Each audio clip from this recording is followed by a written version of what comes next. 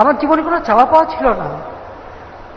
আমার একটাই লক্ষ্য ছিল, যে জাতির জন্য আমার বাবা জীবন দিয়ে গেছেন, যে জাতিকে ভালোবেসেছেন তিনি আমাদের থেকেও বেশি।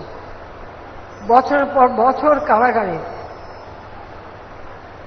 অসুস্থ থেকেছেন, সেবা করার লোক নেই, ওই কারাগারে খাবার, এটা একবার না বারবার। এমনকি আগরতলা ষড়যন্ত্র মামলা দিয়ে 1968 সালে যখন ক্যান্টনমেন্টে বন্দি রাখে, আমরা জানতেই পাইনি 4-5 মাস যে কোথায় আছেন, বেঁচে আছেন কিনা। 71 সালে যখন গ্রেপ্তার করে নিয়ে যায় পাকিস্তানে, প্রচন্ড শীত, প্রচন্ড গরম, সেই জেলখানার মধ্যে কি অবস্থায় ছিলেন। আমার বাবা বঙ্গবন্ধু শেখ মুজিব কখনো তার নিজের কষ্টের কথা বলেননি। বারবার জিজ্ঞেস করেছি, শুধু একটা কথাই বলেছেন, তোরা শুনিস না, শুনলে সহ্য করতে পারবি না। তিনি আমাদেরকে তার কষ্টের কথা বলেন।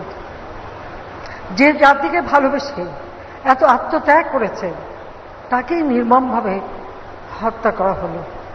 আর আমরা 2 বোন এতিম হয়ে বিদেশে রিফিউজি হিসেবে আমাদের থাকতে হলো, নিজেদের নামটাও ব্যবহার করতে পারিনি। আপনাদের মনে আছে, এখানে দাঁড়িয়ে তিনি বলেছিলেন যে মানুষ রক্ত দিয়ে স্বাধীনতা এনেছে, বঙ্গবন্ধু শেখ মুজিব বলেছে রক্ত ঋণ শোধ করবেন নিজের রক্ত দিয়ে। তিনি তো কিছু নিয়ে যাননি, কোনো তো কাফন দাফনও না, কিছুই নিয়ে যাননি।